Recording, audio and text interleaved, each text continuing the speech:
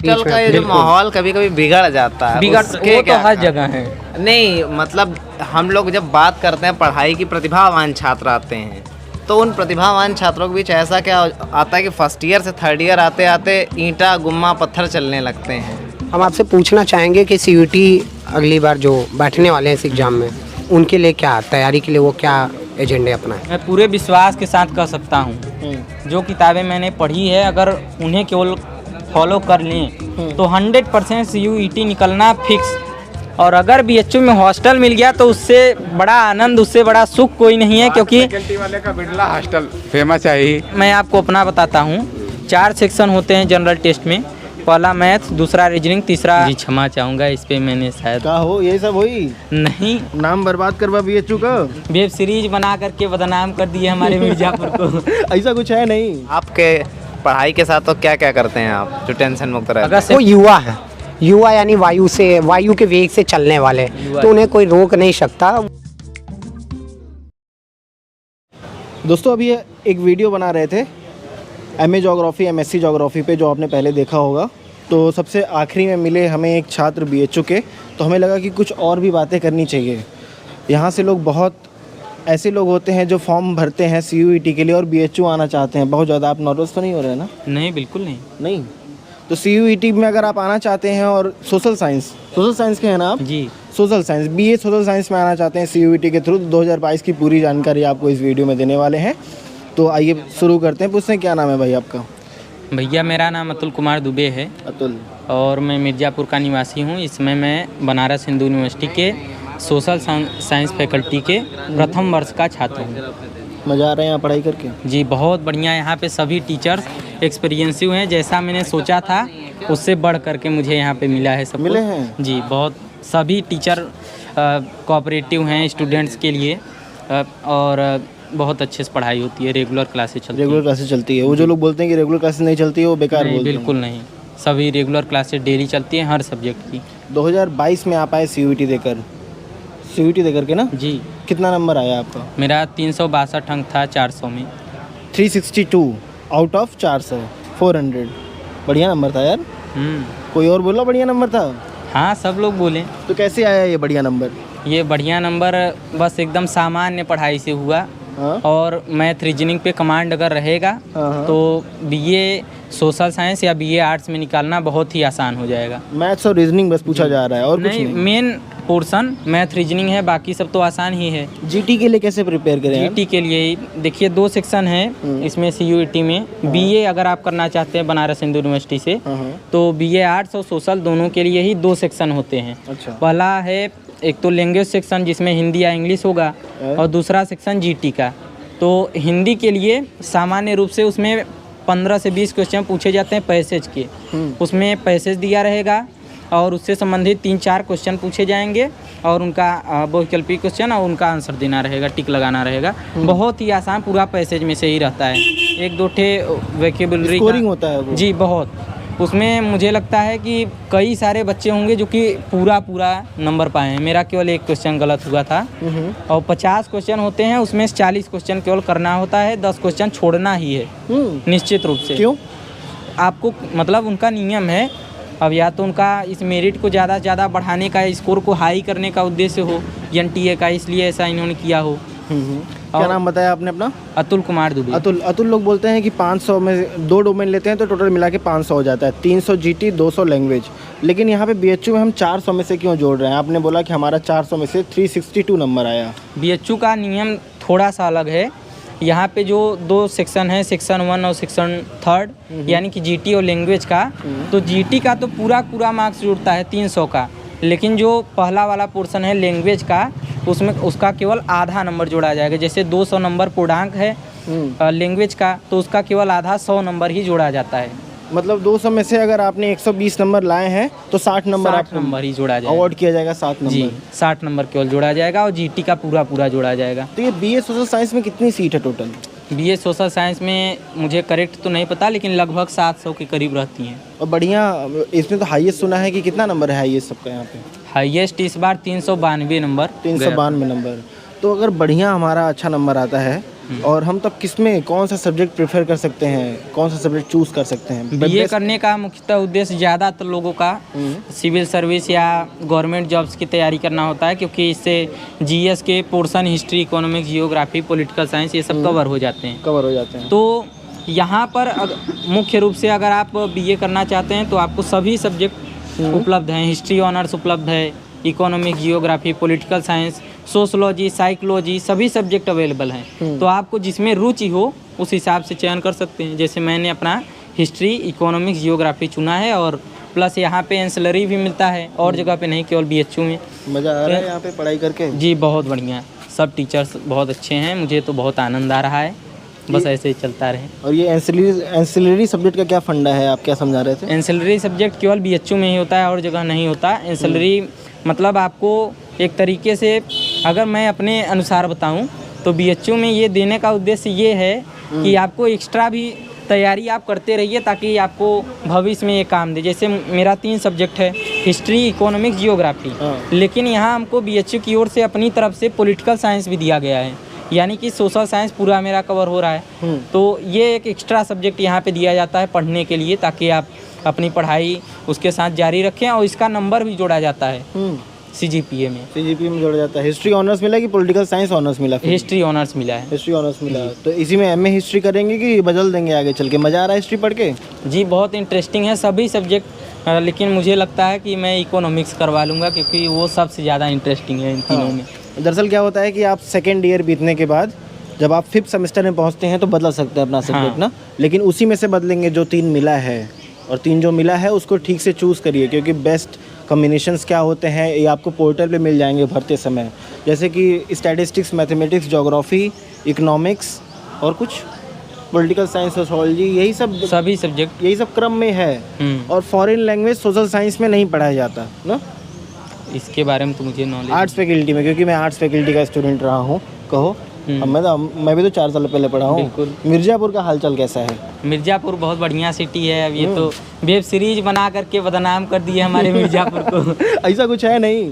नहीं ऐसा बिल्कुल नहीं। देखिए ये सब जो दिखाया गया है कुछ कुछ सच्चाई है इसमें, लेकिन कुछ गांव ही हैं, जैसे हमारे यहाँ पूरे ज़िले में सब ही गांव हैं, कुछ गांव हैं जो कि इस सब मुद्दों में ज़्यादा रहते हैं एक्टिव, और जो दिखाया गया है वो वास्तविकता में वहाँ पर है। ऐसा है, मर्डर ये सब होता रहता है वहाँ पे। और मेन रूप से मिर्ज़ापुर में पढ़ाई की भी काफ़ी, देखिए यहाँ पे एनडीए का जो रिजल्ट आया था उसमें एक सानिया मिर्ज़ा नाम की लड़की सिलेक्ट हुई है, वो भारत की पहली मुस्लिम महिला पायलट बनी है। मिर्ज़ापुर की। तो मिर्ज़ापुर से पढ़ने वाले भी कम नहीं हैं। अलग तरीके से मिर्ज़ापुर का नाम रोशन किया जा रहा है, एक अलग मिर्ज़ापुर, ये एक अलग मिर्ज़ापुर। बीएचयू के साउथ कैंपस जो वहाँ पे है, बीएचयू का साउथ कैंपस, वहाँ गए हैं कभी आप? नहीं मैं नहीं गया, लेकिन मैंने सुना है वहाँ पे है। वहाँ पर पूरा मतलब बहुत, यहाँ पे जितना कैंपस है इससे बहुत ज़्यादा वहाँ पर है, पहाड़ पे है। और जैसे यहाँ पे ज़्यादा है, वहाँ पे ज़्यादा है जी। अच्छा। वहाँ पर ज़्यादा है, लेकिन समस्या वहाँ की जो है वो कि जैसे हमारे यहाँ पे चारों तरफ बाउंड्री लगी हुई है पूरे कैंपस के, वो ओपन है पूरा? ओपन है पूरा। वहाँ पे पेड़ लगाए हुए हैं, आप कितना बनवाएंगे, इतना ज़्यादा है तो पेड़ लगाए हुए हैं, ऐसे कटीला तार लगाए हुए हैं। दोस्तों अच्छा है सब। जब मैं हिस्ट्री पढ़ने गया, मैं अभी हिस्ट्री ऑफ आर्ट का स्टूडेंट था। आप कुछ पूछना चाहते हैं क्या? पूछना चाहते हैं? इनका कैमरा आप पकड़िए तो आप पूछ लीजिए। जैसे मेरा प्रश्न आपसे ये है, जैसे आपका अभी हिस्ट्री फर्स्ट ईयर है तो आप कभी एंशिएंट हिस्ट्री पढ़ा रहे होंगे? जी एंशिएंट भी, यूरोपियन भी। जैसे हम लोगों के यहाँ 2 पेपर एक तो होता है जी, तो 2 पेपर्स में से एक फर्स्ट सेमेस्टर में पहला पेपर जो होता है वो प्राचीन इतिहास का होता है और दूसरा जो पेपर होता है वो यूरोपियन का। तो दोनों चल रहा है। तो अभी प्राचीन भारतीय इतिहास में आपको क्या पढ़ाया जाएगा? प्राचीन भारतीय इतिहास में पहले तो फर्स्ट सेमेस्टर है, तो हिस्ट्री से हमको इंटरेस्ट थोड़ा दिया जा रहा है, हिस्ट्री का बेसिक बताया जा रहा है। जैसे प्राचीन इतिहास क्या है, इससे इसके क्या जानने के स्रोत क्या हैं इतिहास को जानने समझने के, और इससे संबंधित प्राचीन भारत में जो भी साम्राज्य रहे, जैसे मगध साम्राज्य और महाजनपद, ये सब जितने भी अध्याय हैं ये सब हमको पढ़ाया जा रहा है अभी। एक प्राचीन इतिहास में बहुत ही फेमस क्वेश्चन है जो कि सिंधु घाटी सभ्यता से है, जिसमें आर्यन इन्वेजन थ्योरी है। तो आपका उस पर क्या कहना है, अगर आप उस पर पढ़े हैं तो? हिंदी में एक बार आप कहें क्या सिंधु घाटी सभ्यता में जो आर्यों का जो आक्रमण वाला जो थ्योरी है, उस पर आपका क्या कहना है? जी क्षमा चाहूँगा, इस पे मैंने शायद का हो ये सब हुई नहीं नाम बर्बाद करवा बीएचयू का। नहीं इंडस वैली सिविलाइजेशन कब से पढ़ाया जाता है, कब से पढ़ा है, सबसे पहले कब कभी सुने थे इसका नाम? जी पढ़े हैं। इंडस वैली सिविलाइजेशन ये आद्य ऐतिहासिक काल का सिविलाइजेशन है, सभ्यता है। प्राचीन ऐतिहासिक काल ऐसा होता है जिसके अंदर की लिखित स्रोत भी ना हो, उस समय पढ़ने लिखने का ज्ञान न हो। लेकिन हड़प्पा सभ्यता ऐसी थी या सिंधु घाटी सभ्यता जिसमें कि लिखने का ज्ञान उन्हें तो था, लेकिन हम उनके लेखन शैली को पढ़ नहीं पा रहे हैं, उनकी शैली को पढ़ नहीं पा रहे हैं किस प्रकार से लिखा गया है। लेकिन हड़प्पा सभ्यता के बारे में आपने ये जो आर्य के बारे में बताया, इसके बारे में मैं नहीं पढ़ा हूँ, क्योंकि मैं इतिहास का छात्र हूँ। प्राचीन इतिहास के जो स्टूडेंट होते हैं वो ज़्यादा डीप में पढ़ते हैं, और हमको दोनों ही पढ़ना होता है, तो इतना डीप में नहीं पढ़ना। लेकिन पढ़ा क्या इसमें? हाँ पढ़ना चाहिए, धीरे धीरे पता तो चल ही जाए।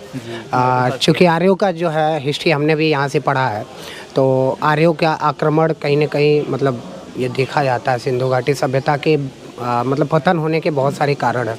चूँकि आप CUT के बेस पे आए हैं, एक हमारे मतलब सभी छात्रों को जो कि अभी CUT के बेस से BHU में या फिर बड़े संस्थानों में प्रवेश करना चाहते हैं, तो उनकी एक आम समस्या होती है लैंग्वेज की। तो CUT के पेपर किस लैंग्वेज में होते हैं? CUT का पेपर मैंने हिंदी लैंग्वेज चूज किया हुआ था, लेकिन उसके अंदर दोनों ही लैंग्वेज उपलब्ध थे। जैसे बाइलिंगुअल रहता है। GT जो जनरल टेस्ट का पेपर होता है वो बाइलिंगुअल था, हर एक क्वेश्चन इंग्लिश में भी लिखा हुआ है, हिंदी में भी। अच्छा, लेकिन जो हिंदी लैंग्वेज का पेपर है वो तो प्योर हिंदी में ही रहेगा। लैंग्वेज का कोई बैरियर नहीं है। हम आपसे पूछना चाहेंगे कि CUT अगली बार जो बैठने वाले हैं इस एग्ज़ाम में, उनके लिए क्या तैयारी के लिए वो क्या एजेंडे अपनाएं? अगर यहाँ पर BHU से वो BA करना चाहते हैं, BHU या इलाहाबाद यूनिवर्सिटी, दोनों का लगभग सेम ही है, केवल डोमेन का अंतर है। तो उनके लिए विशेष रूप से मैं कहना चाहूँगा कि आपको हिंदी लैंग्वेज सामान्य रूप से जैसे हिंदी या इंग्लिश कोई भी लैंग्वेज सामान्य रूप से पढ़ने की ज़रूरत है, कोई बहुत डीप पढ़ने की ज़रूरत नहीं है, क्योंकि इससे कोई जॉब मिलने वाला नहीं है, एडमिशन मिलेगा। अच्छा। और इसके बाद जनरल टेस्ट है, तो जनरल टेस्ट भी बेसिक क्वेश्चन पूछे जाते हैं, क्लास 8th लेवल का मैं कहूँगा। क्लास 8th लेवल क्वेश्चन आता है, जैसे अगर कोई 11th 12th में मैथ नहीं भी लिया है, आर्ट से है, वो भी आराम से क्वेश्चन सॉल्व कर सकता है मैथ रीजनिंग का। इतना मैथ रीजनिंग पे फोकस करके वो आराम से क्रैक कर सकता है। बिल्कुल जी। मैं आपको अपना बताता हूँ, 4 सेक्शन होते हैं जनरल टेस्ट में। पहला मैथ, दूसरा रीजनिंग, तीसरा GK GS का, और चौथा करेंट अफेयर्स उसी में आ जाता है। ये 4 सेक्शन, जिसमें से मैंने केवल मैथ और रीजनिंग और करेंट अफेयर्स जनरल रूप से पढ़ा था। मैंने GS थोड़ा भी नहीं पढ़ा था एग्ज़ाम तक। और मेरे देखिए 300 में जनरल टेस्ट में 300 में 262 या कितने मार्क्स, 262 करीब मार्क्स थे, भूल गया, 3-4 महीने हो गए, तो इतने थे। मैंने GK पढ़ा भी नहीं था। अच्छा। और सब बेसिक क्वेश्चन जो भी आए कर दिया मैंने, और अटेम्प्ट पूरा किया था।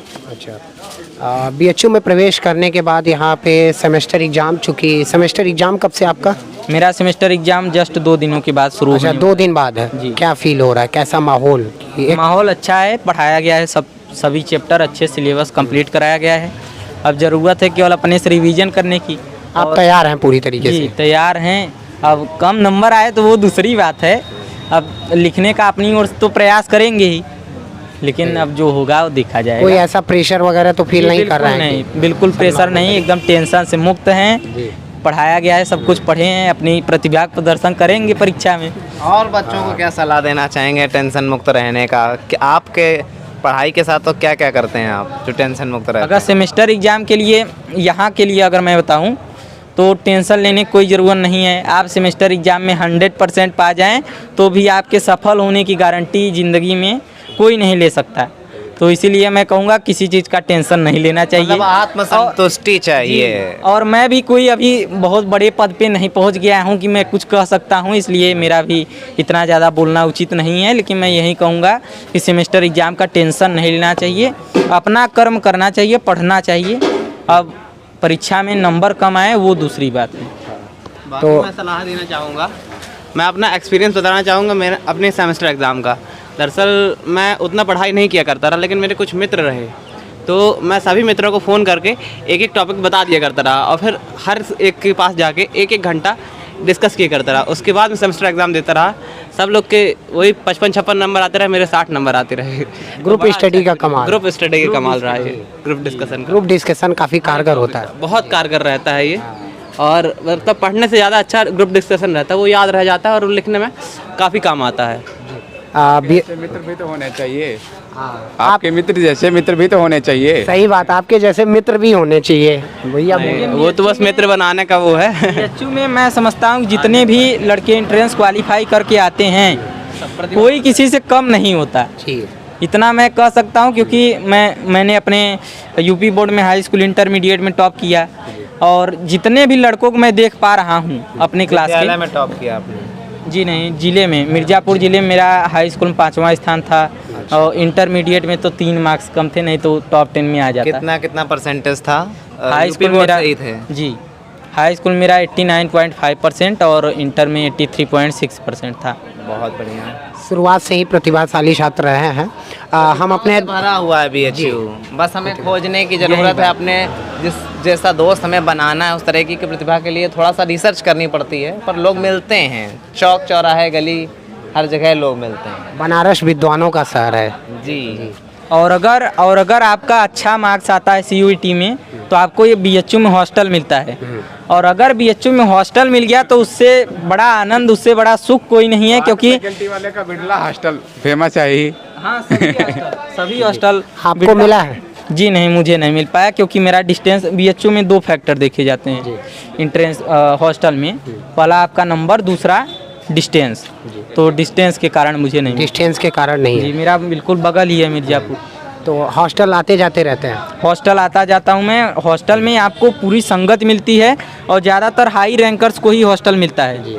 तो वहाँ पे आप अगर बस चले जाइए हॉस्टल में तो एक माहौल मिलता है विद्वानों के बीच हॉस्टल का ये जो में। माहौल कभी कभी बिगड़ जाता है। बिगड़ उसके वो तो क्या हर कारण? जगह है। नहीं, मतलब हम लोग जब बात करते हैं पढ़ाई की, प्रतिभावान छात्र आते हैं, तो उन प्रतिभावान छात्रों के बीच ऐसा क्या आता है कि फर्स्ट ईयर से थर्ड ईयर आते आते ईंटा गुम्मा पत्थर चलने लगते हैं। अब ये तो मैंने ऐसा कुछ किया नहीं है, तो इसके बारे में कोई एक्सपीरियंस तो है नहीं, तो मैं बता नहीं पाऊँगा। लेकिन इतना कहूँगा कि हर एक एक्टिविटी में आगे रहते हैं हॉस्टल के छात्र। ये तो है। और बात जब प्रतिभाशाली छात्रों की होती है तो हमें लगता है जो भी माहौल कार्तिक जी बता रहे थे वो युवा है। युवा यानी वायु के वेग से चलने वाले, तो उन्हें कोई रोक नहीं सकता। वो वहाँ पे उनका एक अलग कॉन्सेप्ट है। वो क्लास में जो है बहुत अच्छे हो सकते हैं, लेकिन रियल लाइफ में वो युवा है। हर एक्टिविटी में आगे बढ़ने का प्रयास हर एक करते हैं। एक्टिविटी में जाने का प्रयास करते हैं। जी मैं अपने दोस्तों को ये बताना चाहूँगा कि आपको बस प्रवेश करने की देरी है, बाकी सभी माहौल हर एक चीज़ बीएचयू में बहुत आसान प्रवेश है। मिल गया कि यहाँ पे हर एक प्रकार, आप किसी प्रतिभा में विकसित होना चाहते हैं, यहाँ पे हर एक प्रकार की सोसाइटी है। अगर आप डिबेट के क्षेत्र में आगे बढ़ना चाहते हैं तो डिबेटिंग सोसाइटी है रिटोरिका। अगर आप म्यूजिक के क्षेत्र में आगे बढ़ना चाहते हैं, सिंगर बनना चाहते हैं, तो उसके लिए सोसाइटी है, क्लब है, आप उन्हें ज्वाइन कर सकते हैं। और भाषण स्पीच की सोसाइटी है, हर प्रकार की सोसाइटी। पढ़ाई के लिए तो माहौल है ही, उसके बारे में तो मैं कह ही नहीं सकता। इतनी अकल्पनीय आपको यहाँ पे माहौल मिलता है। और हॉस्टल अगर है तो कुछ कहा नहीं जा सकता। मैं सोशल साइंस के हॉस्टल का एक्सपीरियंस बताना चाहूँगा। और एक लास्ट क्वेश्चन, बहुत बड़ा बात कर लिए यार, आपको परेशान तो नहीं किए? नहीं, बिल्कुल सब लगे इंडस वैली सिविलाइजेशन पूछ के डिस्टर्ब कर दिए? नहीं नहीं, ऐसी बात नहीं है। अच्छा लगा हमें आपने प्रश्न पूछा। अब वो दूसरी बात है, हमको आता नहीं। कोई बात नहीं। और एक बुकलेट बताने वाले थे आपकी सीयूईटी में क्या क्या पढ़ लें, किताबों के कुछ मुख्य किताबों के नाम बताइए जो कि जीटी प्रिपेयर करवा दे, लैंग्वेज प्रिपेयर करवा दे, बच्चों को आसानी हो जाए। मैं पूरे विश्वास के साथ कह सकता हूँ जो किताबें मैंने पढ़ी है, अगर उन्हें केवल फॉलो कर लें तो 100% सीयूईटी निकलना फिक्स। कौन सी किताबें हैं? ऐसी किताबें मैं आपको बताना चाहूँगा। लैंग्वेज के लिए, हिंदी लैंग्वेज मेरा था तो उसके लिए मैंने केवल लुसेंट पढ़ा। केवल लुसेंट वाली हिंदी पूरी एक तरफ से बिल्कुल ऊपर से, बहुत ज़्यादा डीप नहीं, उसको पढ़ लिया था। मेरा बहुत अच्छा हुआ, केवल एक क्वेश्चन गलत था हिंदी में। और वो भी लग के चलते, नहीं पूरा सही हो जाता है, 100% आइल। और ऐसे ही बताना चाहूँगा जनरल टेस्ट के लिए जनरल टेस्ट के लिए समझने की ज़रूरत है। इसमें 4 सेक्शन हैं, 4 section math, reasoning, current affairs और जीके। जीके। तो मैंने देखिए मैथ जो पढ़ा है वो आर.एस. अग्रवाल जी की जो बुक है हाँ उसके अंदर ब्रैकेट के अंदर पूरा शॉर्ट ट्रिक दिया रहता है एक तरीके से, समरी पूरे चैप्टर का। जैसे लाभ हानि चैप्टर है तो उसका पूरा समरी एक ब्रैकेट में दे दिया। ऐसे ही सारे चैप्टर्स उसके अंदर हैं, करीब 40 या 45 चैप्टर हैं। मैंने सभी को पढ़ लिया था लेकिन सभी से पूछा नहीं गया, बहुत कम चैप्टर हैं। तो अब तो previous year question paper available है, उसको एनालिसिस करिए किस किस चैप्टर से क्वेश्चन पूछा गया है। आप आर.एस. अग्रवाल से केवल वही चैप्टर लगा लीजिए। अब मतलब पूरा क्वेश्चन लगाने की जरूरत नहीं, कॉन्सेप्ट समझ लीजिए, बेसिक क्वेश्चन पूछे जाते हैं। मैथ तो हो गया आर.एस. अग्रवाल से, और उसके बाद अब रीजनिंग के लिए आपको मैं सजेस्ट करना चाहूँगा कोई भी बुक। मैंने ली हुई थी दृष्टि पब्लिकेशन की रीजनिंग की बुक, लेकिन आप कोई भी बुक ले सकते हैं जो अच्छी हो, फेमस हो। अच्छा। मैंने केवल दृष्टि का सुना था तो वही मैंने लिया, दृष्टि की रीजनिंग की बुक। उसमें सभी कंसेप्ट याद करने का ट्रिक, जैसे वर्डमाला है, अंग्रेजी वर्डमाला ए से लेकर जेड तक, उसको याद करने की ट्रिक, जोटी, तो ये सब ट्रिक उसके अंदर बताए गए हैं। इससे आप कम समय में 1 मिनट में ही बड़ा से बड़ा सवाल लगा सकते हैं सब। और उसके बाद 2 और बचा जी। करंट अफेयर्स के लिए मैं बताना चाहूँगा, मैंने जो पढ़ा था दृष्टि IQ नाम का एक चैनल है, अभी वो नया ही बना है, करीब 40,000 या 35,000 करीब सब्सक्राइबर्स हैं।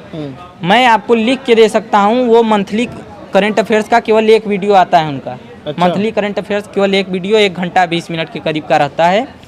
उन्होंने 1 महीने का पूरा करंट अफेयर्स एक वीडियो में अच्छे से बताया है, और इतने शांति से अपना फेस बिना दिखाए, बिल्कुल भी डिस्टरबेंस नहीं। मैं डेली सोते समय उसे चालू कर लेता था उनके लेक्चर को, और 6-7 महीने के 6-7 वीडियो मैंने देख लिए थे। पूरे करंट अफेयर्स के क्वेश्चन उनके उसी वीडियो में से फंस गए पूरे। और जीके मैंने बिल्कुल भी नहीं पढ़ा था। घर वाले ने बोला कि लूसेंट पढ़ लो, लेकिन मैंने जीके थोड़ा भी नहीं पढ़ा था। मैंने CUET कॉन्सेप्ट चैनल के जो रजनीश सर हैं उनकी पूरी क्लासेज, डेली लाइव क्लासेज जो उनकी चलती थी, मैंने डेली बेसिस पे उनका जीके का क्लास लिया था। ये प्रॉफिटेबल है इन लोग जो ऑनलाइन चैनल चला रहे हैं, रजनीश सर चला रहे हैं, BHU कॉन्सेप्ट, मालवीय एकेडमी सूरत सर चला रहे हैं। प्रॉफिटेबल है सभी। देखिए बेसिक शिक्षा, CUET कॉन्सेप्ट के रजनीश सर, मालवीय एकेडमी, सभी जो चैनल हैं, BHU स्टडी कैपिटल, सभी अच्छा वर्किंग हार्ड। हाँ, सभी अपनी ओर से मेहनत कर रहे हैं। लेकिन अगर आप कहीं पर इन्वेस्ट करते हैं पैसा तो वो वेस्ट नहीं जाएगा। जैसे CUET कॉन्सेप्ट के रजनीश सर हैं मेरे साथ, गाइडेंस के लिए होता है जी, ठीक है। मेहनत अपनी ओर से करना ही पड़ेगा। आपके साथ आपके टीचर 24 घंटा रहे हैं और आप उनसे पढ़े ही ना, पढ़ने के अलावा आप बहुत कुछ काम कर रहे हैं, तो थोड़ा सा हमें सजग होना पड़ेगा, अपनी चीज़ों को जानना पड़ेगा, और एक सीमित समय सीमा में हमें एक काम करना पड़ेगा। क्योंकि CUET का एग्ज़ाम अगर मई में रखा गया 1 तारीख को, तो वो 3 तारीख को नहीं होगा, 1 ही तारीख को होगा। 1 तारीख के बाद पढ़ना नहीं स्टार्ट करना है, उससे पहले करना है ना। एक बात और मैं बताना चाहूँगा कि देखिए हम लोगों को समय लगभग 5 महीने का समय मिल गया था बोर्ड एग्जाम के बाद, और इस समय कम ही मिलेगा जहाँ तक उम्मीद है, क्योंकि उस समय कोरोना काल का थोड़ा प्रभाव था। तो कैसे मैनेज करेंगे सब 12th वाले? अब मैं बताना चाहूँगा कि अगर आप किसी कोचिंग को ज्वाइन कर लेते हैं तो वो आपके लिए प्रॉफिटेबल रहेगा। आप जैसे पढ़ते हैं आर.एस. अग्रवाल जी की बुक खोलें, आप पढ़ने लगे, उसमें आपको टाइम लगेगा। और अगर कोई टीचर आपको वही कंसेप्ट 10 मिनट में अच्छे से बता देता है तो वो आपके लिए प्रॉफिटेबल होगा। और अगर वो CUET का प्रीवियस ईयर क्वेश्चन भी लगवा देता है तो वो सब कोचिंग ज्वाइन करने के फ़ायदे तो बहुत